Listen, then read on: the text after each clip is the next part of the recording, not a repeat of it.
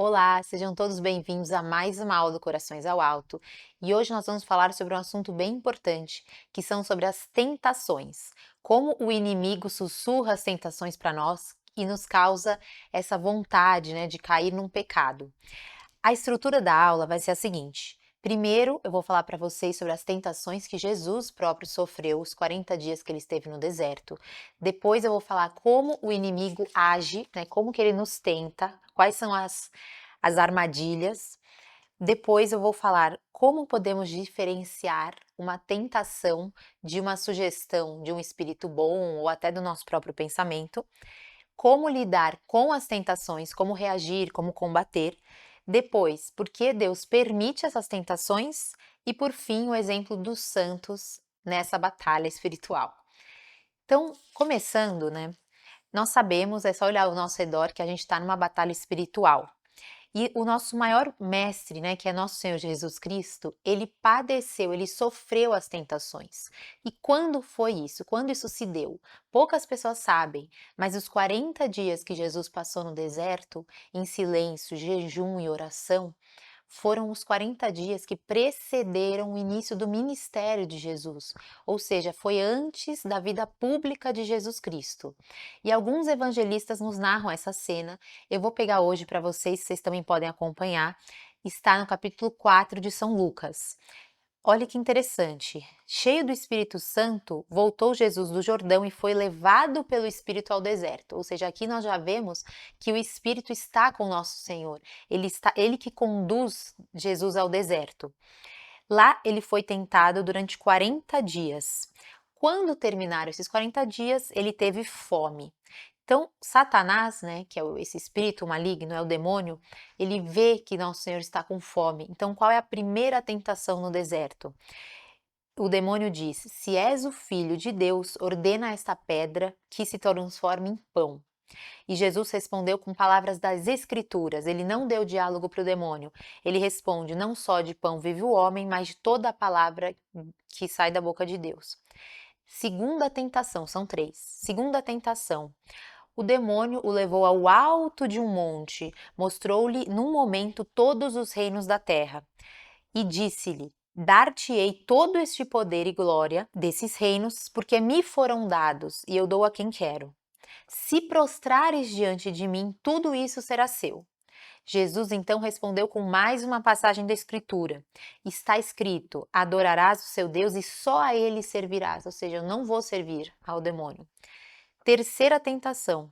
O demônio levou-o ainda a Jerusalém, ao ponto mais alto do templo, e disse-lhe: se és o filho de Deus, lança-te daqui abaixo. E Jesus respondeu: não tentarás o Senhor teu Deus. Mais uma citação das Escrituras, Deuteronômio. Depois de ter tentado de todos os modos, o demônio apartou-se dele. Jesus, então, cheio da força do Espírito Santo, voltou para Galiléia. Esse trecho é muito importante. Ele foi conduzido pelo Espírito para esses 40 dias de penitência, de jejum, de oração. Depois dessas tentações, depois de ter reagido, depois de ter combatido essas tentações, ele sai de lá cheio do Espírito Santo. Então, a primeira coisa que a gente nota aqui é que as tentações, se nós soubermos lidar bem com as tentações, reagirmos bem, nós sairemos melhor do que nós entramos, nós sairemos mais cheios do Espírito Santo. Agora vejam, quero que vocês façam um paralelo aqui, tá bom? Na primeira carta de São João, ele diz o seguinte: tudo que há no mundo, gravem isso na cabeça de vocês. Tudo que há no mundo é concupiscência da carne, concupiscência dos olhos e soberba da vida. Então vejam que há um paralelo entre essas três tentações e essas três tentações do demônio de que nos fala São João. Qual é a concupiscência da carne no exemplo de Jesus no deserto? É esse oferecimento do pão. Você está com fome, você tem um apetite sensível, que é a fome, e o inimigo vai te oferecer um pão, apesar de você ter se comprometido com o jejum. Concupiscência da carne, concupiscência dos olhos, tudo que vem aos olhos, esse desejo de possuir os reinos, de ter todas as terras e dominá-las, vem de um desejo que dos olhos, o que os olhos querem desejar. E terceiro, o que seria a soberba da vida? Seria quando o demônio fala para Jesus: até o Monte de Jerusalém e ele fala, prove que tu és Deus. Então, a soberba da vida, a gente vai ver mais pra frente, é isso de você querer, é o caminho oposto da humildade. Agora vamos analisar um pouco essas três, tá bom? Primeiro, o que seria essa concupiscência da carne? A gente precisa ver isso bem, porque a gente tem que identificar as nossas tentações que vêm até nós, qual dessas três se encaixaria, tá bom? O que que é a concupiscência da carne? Está relacionado a esses desejos sensíveis. É uma desordem, né? A concupiscência da carne é uma desordem que nos faz procurar a felicidade e a satisfação no prazer sensível, ou seja, pecados relacionados à gula e à luxúria. Eu quero me satisfazer com uma comida, né? Eu coloco a minha felicidade naquilo ou em algum prazer sexual. Qual seria o remédio? Qual seria o remédio? O remédio para isso, por exemplo, é o jejum, né? É a mortificação do jejum. O jejum, ele é um remédio que nos faz olhar mais para os bens celestes e menos para os bens dos prazeres imediatos. Vocês lembram no vídeo da quaresma, né? Que eu falei que a quaresma a gente fala de jejum, oração e esmola. Então vejam como tem tudo a ver com isso aqui. Concupiscência, então, dos olhos, né? O que seria? Essa busca desenfreada, né, pelos bens, pelo consumismo, pelo poder, né? Essa avareza de querer ter tudo para si, esse desejo de posse dos bens materiais. E hoje a gente vê muito isso na internet, né? Marketing digital. Eles sabem que o ser humano ele quer, né? Ele quer ter mais, ele quer, ele age também pelas distrações, pela vontade da curiosidade vã. Então isso tem tudo a ver. Qual seria o remédio para isso? O remédio para essa concupiscência dos olhos está na prática da caridade. Então seria esse segundo ponto, que é a esmola. Vocês vejam que está tudo correlacionado. A esmola, o que que ela faz conosco, né? Por que que ela é um remédio para nossa alma e por que que existe esse convite da esmola agora na quaresma? Porque a esmola nos faz esvaziarmos de nós para pensarmos nos outros. A gente quer dar algo de bom que nós temos, algo de valor para outras pessoas, né? No serviço da caridade. Isso nos faz também desapegar dos bens terrenos. Quando nós falamos de concupiscência dos olhos, é você querer dominar e ter posse de tudo que é material, de tudo que é terreno, e incluindo, por exemplo, também a questão da vaidade. Eu quero que me elogiem, eu quero que falem de mim. Isso tudo entra em concupiscência dos olhos, tá?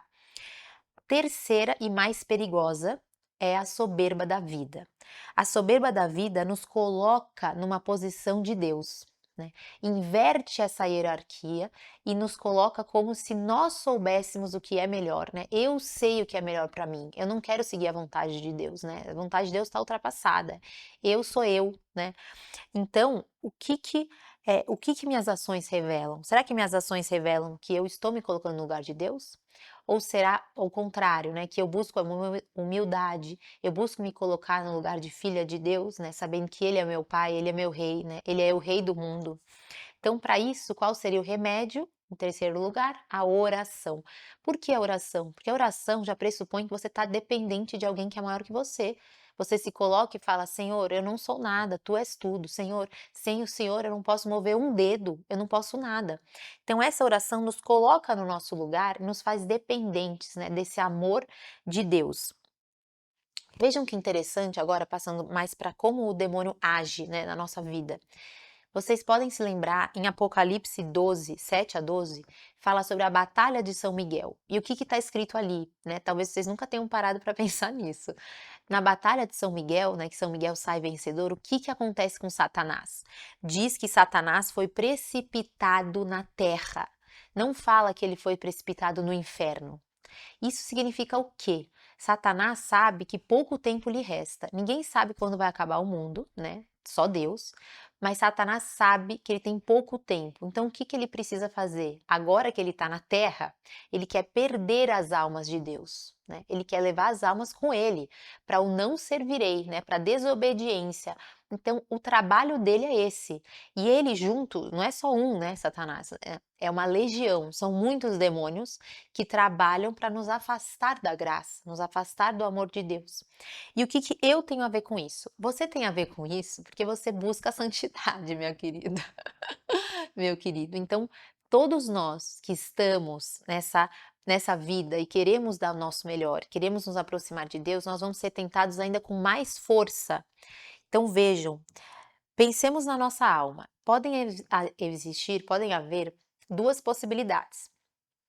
A primeira possibilidade é que você não esteja em estado de graça. A segunda possibilidade é que você esteja em estado de graça. Primeiro lugar, se você não está em estado de graça, ou seja, se você está em uma situação de pecado mortal, vamos falar disso na próxima aula, tá? Que eu vou falar sobre a confissão e preparar para a confissão. Se você não está em estado de graça, o que que o inimigo vai fazer com você? Ele vai fazer com que você não volte para a graça. Essa vai ser a tática dele. Ele vai dizer o seguinte: para que se confessar, né? Para que essas regras são ultrapassadas? Ele vai relativizar o mal, relativizar o bem. Ele vai querer mostrar para você de que não existe bem, não existe mal. Afinal, todo mundo se salva, afinal, você não faz nada de tão errado assim, você só quer ser feliz. E ele vai te afastar da graça, vai te afastar da confissão. Então, o que que vai acontecer aqui? Ele vai te dar uma vergonha para confessar. Tá? Assim que você cai em algum pecado ou etc, você já tem uma vida que está longe da graça de Deus, o inimigo vai querer que você permaneça nesse estado e ainda mais, talvez você caia em mais vícios para depois ele nem precisar mais te tentar. É uma coisa tensa, assim, mas algumas almas o inimigo nem tenta mais, porque elas já estão tão felizes com o mal, elas já estão tão acostumadas com essa maldade, né, e com o pecado, que ele já não precisa fazer trabalho nenhum, ela mesma está se levando para o inferno, tá? São duras essas palavras, mas faz parte da nossa formação entender isso. Depois, eh como vencer, né? Se você então tá nesse estado fora da graça, como vencer? A melhor coisa, o melhor conselho é que você tem que jogar luz sobre esse problema, sobre o seu estado. O inimigo quer que você continue nas sombras. Você vai jogar luz. E como que vem essa luz? Com uma formação, um diretor espiritual, um bom exame de consciência, uma preparação para a confissão. E aí você pede graças a Deus para você poder se confessar. E hoje eu ouvi uma frase na missa que foi muito boa que na hora de pecar, o demônio tira a sua vergonha. E na hora de confessar, ele te devolve a vergonha, né? Então, na hora de pecar, a gente não sente vergonha, mas quando vai confessar, a gente pode dar todas as desculpas para não procurar esse sacramento. E aí, a segunda hipótese, você está em estado de graça. Como que o inimigo vai te tentar? Né? Se você, enfim, vai à missa toda semana, né? Vai à missa todos os domingos, comete pecados veniais, não pecados mortais, como é que ele vai agir na sua alma? Primeiro de tudo, saiba que você vai ser tentado, né? Nós estamos realmente numa batalha. Qualquer pessoa que quer minimamente se esforçar pela santidade vai sofrer tentações. E aí, como que ele vai agir? Ele vai te afastar, em primeiro lugar, da oração e dos sacramentos, tá? Ele vai querer que a sua oração vire morna, ele vai querer que você adie a oração, vai querer dizer para você, olha, hoje não precisa rezar, amanhã você já vai rezar. Ele vai querer que você pare de ir à missa. E se você não parar, que você se atrase, que você se distraia na missa. O que que ele vai querer então? Que a alma de quem busca a santidade caia num estado de tibieza. O que que é essa tibieza? É uma mornidão, né? É um estado de que já caiu na rotina, né? Parece que não tem nenhum fogo mais que abrasa o nosso coração de amor a Deus. E essa tibieza, ela é muito perigosa, porque a gente pensa, bom, eu já não faço nada de ruim, também não vou para o inferno, né? Porque não estou em pecado grave, e aí você vai vivendo com uma indiferença com relação a Deus. Mas veja, uma das formas que o inimigo se aproveita, que eu acho que é muito comum na atualidade, é o que esse autor Dan Burke fala nesse livro, O Combate Espiritual e o Discernimento dos Espíritos. É bem legal que ele fala sobre questões da mente, ansiedade, etc. E olha que interessante. Uma tática que o inimigo de nossas almas lança a mão frequentemente é a de tentar afastar-nos do momento presente, de onde Deus e nós mesmos nos encontramos, fazendo com que pensemos no futuro ou no passado, apenas para dissuadir-nos de nossas aspirações sagradas ou meramente saudáveis. Ou seja, ficamos remoendo coisas do passado, ficamos voltando. Ah, mas e se eu não tivesse feito isso? E se tivesse sido do outro jeito? Isso causa o quê? Às vezes a gente cai em desespero, né? Às vezes a gente acaba caindo em doenças psíquicas por conta disso. A gente se deixa levar por essas tentações, lembrando que o inimigo ele sussurra, né? Ele não grita. Então é interessante, se vocês, não sei se vocês já leram, C.S. Lewis tem um livro que fala, Cartas do Diabo ao Seu Aprendiz. E ele vai dizer, é um mestre, né, do diabo, é um mestre dos demônios que vai ensinar o seu aprendiz. E ele fala o seguinte: olha, quando você for tentar alguém, você não pode ser espalhafatoso, você não pode gritar, usar de ruídos, porque senão a pessoa vai ver que é você. Né? Então, às vezes, eu fico imaginando, imagina se o demônio, se estivesse fazendo alguma coisa aí ficasse tudo preto, né? Descesse uma caveira, uma música assim tenebrosa, você já ia falar, nossa, gente, eu tô num lugar maligno. Mas o inimigo é muito esperto, né? Ele é um anjo, ele é um ser muito mais inteligente que nós. E ele, então, o que que ele vai fazer? Ele vai sussurrar, ele vai falar: "Olha, não tem problema ver isso daí, não tem problema pensar isso". E aí vai ser tão, tão, tão sutil que você vai achar que é você mesma que está pensando. Você não vai adivinhar que é uma tentação. Então, veja como ele nos pega com essa preocupação exagerada pelo futuro. "Ah, eu acho que eu não vou dar conta, eu acho que não vai dar certo, eu acho que eu não vou conseguir carregar essa cruz, eu acho que Deus está pedindo demais para mim". Tudo isso é uma tentação, tá? Então Deus quer o quê? Nas escrituras, quantas vezes a gente não lê Jesus falando: "Não temais, não vos preocupeis, a cada dia basta o seu cuidado"? Por que isso? Porque Deus é Senhor do tempo. Ele vai te dar a graça no momento que você precisar dela, tá? Bom, e aí pensando aqui, eh né, para quem está em estado de graça, tomar muito cuidado diante da concupiscência da carne, questões de luxúria, bebedeira, gula, descontrole nesses prazeres, concupiscência dos olhos, curiosidades, ganâncias, consumismo, materialismo, né, ou então uma preocupação exagerada com a imagem, lembrando que Deus nos fez, né, pessoas, é importante a gente se cuidar, é importante cuidar da beleza, mas como também um serviço aos outros, né? Não para eu ficar mais vaidosa, longe disso. Bom, e aí a terceira ponto da nossa aula, o terceiro ponto da nossa aula, como diferenciar se o que eu estou pensando, é o que vem à minha mente, é uma tentação de um espírito mau ou de um espírito bom. Então vejam, aqui tem um jeito muito fácil da gente ver, que é o seguinte, né? Os bons espíritos, eles vão sempre querer te aproximar de Deus, né? Vão sempre querer aumentar o seu amor a Deus, conduzir-nos até o céu. Né? Eles são espíritos enviados por Deus e querem só o nosso bem. E os maus espíritos? Os maus espíritos a gente consegue identificar porque eles causam desolação, nos afastam do mundo. É muito típico, né, desses maus espíritos que a gente fique isolado, né? Que a gente se isole, que a gente fique dentro do nosso próprio egoísmo, né? E o que que vai nos causar, né? Eles querem, na verdade, nos levar para o pecado. Eles querem nos fazer mal. Então, assim a gente consegue diferenciar um do outro. Eh, então, na prática, vejam só que interessante. Esse autor, ele dá um exemplo muito bom, que eu nunca tinha pensado e achei muito legal. Queria compartilhar com vocês.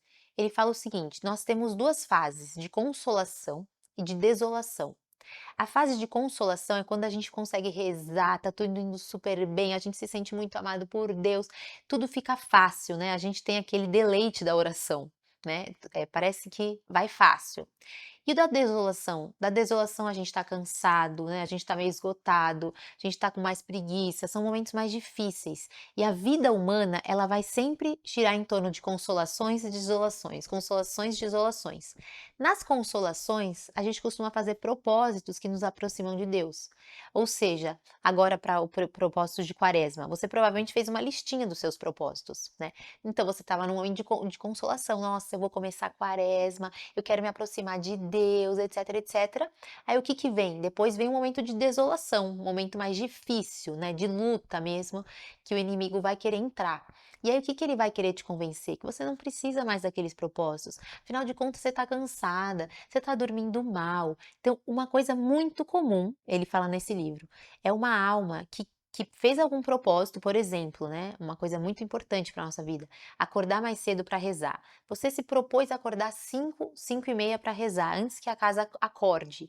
O que que o demônio vai querer? Que na noite anterior você tenha uma noite terrível, que você tenha pesadelos, que as crianças fiquem acordando, que você fique levantando por algum motivo, que tenha barulho na rua. É assim que ele vai agir, porque ele não quer que você acorde cedo para rezar, porque ele sabe que isso vai te aproximar mais de Deus.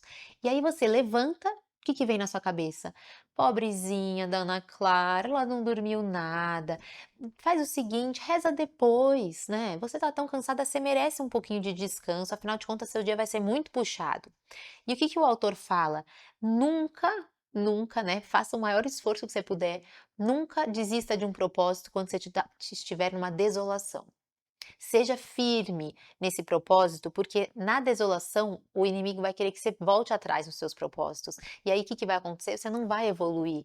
Você não vai evoluir espiritualmente. Você vai continuar indo e voltando. Não vai ter evolução, não vai ter progresso. Então continua firme. Deus vai te dar as graças para você enfrentar aquele dia, enfrentar tudo o que você precisar, porque você vai estar colocando Deus em primeiro lugar. Depois, né, o quarto ponto dessa aula, como lidar com as tentações, ou seja, como resistir, como combater, como se preparar. Então, em primeiríssimo lugar, formar a consciência. Existe até tanto em Santa Teresa d'Ávila quanto em Santa Catarina de Sena, nós vemos esse exemplo de que elas dizem que para você vencer as tentações, você precisa de um autoconhecimento, ou seja, no exame de consciência ou na oração, do que quais são seus calcanhares de Aquiles, né? Quais são as suas maiores dificuldades, suas maiores lutas? Isso é primeiríssimo lugar, tá? Formar sua consciência, saber onde que você pode estar mais fraco. Depois, evitar ocasiões. Bom, se eu sei que ontem até brinquei com as meninas, né? Se eu sei que eu perco muita paciência no trânsito, assim, parece que eu não me consigo me controlar, eu tenho que dar algum jeito de fugir dessa ocasião, né? Eu posso colocar alguma coisa no carro, eu posso, sei lá, ir num trecho a pé, sei lá, eu vou de Uber, mas assim, se algo me leva a cair muito na caridade, eu tenho que evitar determinada situação, determinada ocasião, né? E depois, ser muito firme. Como eu vou reagir a uma tentação? Ser muito firme. Existe essa ideia, né, como um cão raivoso. Se um cão te ataca e você corre, o que ele vai fazer? Ele vai ser mais rápido que você. Não vai dar certo, entendeu? Ele vai te atacar. Agora, se um cão quer te atacar e você revida com raiva, né, como se você fosse mais forte do que ele, é muito comum que os cães simplesmente sintam medo e se afastem. Inclusive aconteceu isso com o meu avô uma vez, que foi uma situação de perigo e ele disse que ele gritou tão alto que o cão foi embora, um Rottweiler. Então eu lembrei desse paralelo. Agir com bravura e coragem, tá? E, algumas pessoas perguntam pra mim: "Ai, como que eu sei se eu consenti ou não consenti com uma tentação?". Então vamos supor, veio um pensamento, veio alguma coisa, né, vamos supor, relacionado à luxúria. O que você faz? Quando você se der conta disso, você reza uma Ave Maria, você faz reza uma jaculatória, Senhor, eu sei que estás aqui, Senhor, eu te amo, qualquer coisa do tipo, e você disfarça, assim, vai fazer alguma coisa, né? Vai tomar um copo d'água, ou seja, você responde a essa tentação. Você consente na medida em que você aceita aquilo e a sua própria consciência vai te apontar isso, tá? Cuidado com os escrúpulos, cuidado com de se complicar demais. Deus também não quer isso. Mas veio alguma tentação, algum pensamento, alguma lembrança, qualquer coisa do tipo, você já retifica, né? Usa uma água benta, vai ser ótimo. E em último lugar, né, como lidar com as tentações? São José Maria tem um conselho ótimo, que ele fala que nesses casos o corajoso é quem foge. Então você tem que fugir da situação. Se você está numa festa e começa a ficar um clima muito bizarro assim, o que você fala? Gente, tchau, até amanhã, né? E vai embora, né? Tem que fugir mesmo. Tem que às vezes tem que até dar uma de louca e foge, tá? Agora, vamos encerrando a aula. Por que a gente pode pensar, por que Deus permite tudo isso, né? A vida já não é pesada demais, né? A gente já não tem tanta coisa, tanto trabalho, né? E ainda quem se decide ficar firme junto com Deus ainda tem que passar por essas provas. Então lembrar, né? Depois da prova vem a purificação. O que aconteceu com Jesus? Ele passou pelas provas, resistiu às provas e saiu cheio do Espírito Santo, né? Então Deus quer que a gente prove também o nosso amor a Ele, que a gente aumente nossa humildade também, e para a gente sair mais forte, né? Isso enrijece até o nosso caráter, a nossa força de vontade. E agora, né, um pouco do exemplo dos santos. Existem histórias infinitas, né? Mas uma história bem marcante, por exemplo, foi de São Francisco de Assis, que ele sofreu várias tentações em determinado momento e ele se atirou numa roseira lá em Assis, né? Ele se atirou numa roseira com muitos espinhos para poder se mortificar, fazer uma penitência. E até hoje, se vocês vão para Assis, houve um milagre que essas roseiras nunca mais nasceram espinhos. E quem chega, dizem, né, que quando você desce do avião, você já consegue sentir um perfume de rosas na cidade inteira, né? Para você ver como foi agradável a Deus essa luta contra a tentação. São Bernardo também se atirou num poço de neve, né, num frio de lascar para vencer uma tentação. Tem exemplos maravilhosos de santos quanto a isso. Eu sei que não lembro exatamente agora, mas tem o exemplo de um santo que eu acho que foi Santa Catarina de Sena. Ela estava cuidando de uma doente e ela começou a sentir tanta, assim, um pouco de ânsia, sabe? Porque ela estava mexendo com chagas e coisas muito sensíveis. E aí, quando ela percebeu que ela estava sendo tentada a rechaçar aquele doente, ela foi lá e beijou as feridas da pessoa, né? Como uma forma de demonstrar essa caridade, tá? E aí, gente, se você cair, né, a gente pensa, bom, se eu cair na tentação, a gente precisa sempre lembrar da grande misericórdia de Deus, né? Santos não foram aqueles que não caíram, mas aqueles que se levantaram prontamente. Não fica na situação, sabe? O inimigo quer que você ache que você é medíocre, que você não presta. Então você fala, nossa, eu não acredito que eu pequei. Ai, mas como que eu pude fazer isso? É isso que ele quer. Ele quer que você se diminua, mas você vale todo o sangue de Cristo. Então você vai fazer o quê? Você vai se levantar, né? E você vai buscar a confissão. E nada melhor do que meditar sobre a paixão de Cristo. Quando a gente lê a paixão de Cristo, a gente tem certeza do quanto ele nos ama. E a gente sabe, né? São Tomás de Aquino falava isso, que se houvesse uma alma no mundo, Deus teria se entregado igual, né? Teria padecido todo o Calvário por uma alma. Né? Isso é muito forte, então realmente a gente precisa saber o quanto a gente é amada e o quanto a gente precisa da graça de Deus, tá? E vou encerrar com essa frase: o poder do diabo é um reles grão de areia quando comparado ao poder de Deus, que é toda a areia existente no mundo. Nunca a gente pode se surpreender com o poder do inimigo, longe disso, sabe? A gente tem que ignorar e falar: olha, você não tem, não vem que não tem, meu filho, entendeu? Vai lá e dobra a aposta, entendeu?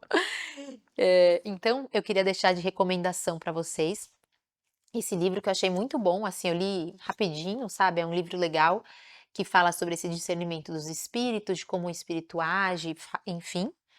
E eu queria fazer um agradecimento aqui à Vivi da Reci, que ela deu esses arranjos de flores maravilhosos. Queria agradecer esse daqui que está aqui e para embelezar nosso cenário. E obrigada a todos vocês. Não deixem de se inscrever no canal. Comentem aqui, né, alguma experiência que vocês têm, o que que ajuda vocês a lidar contra uma tentação. E espero vocês daqui 15 dias no nosso próximo vídeo. Eu vou fazer um passo a passo de confissão, como fazer um bom exame de consciência para a gente obter essa graça do perdão antes da celebração da Páscoa. Então aqui fica o meu beijo e compartilhem esse vídeo.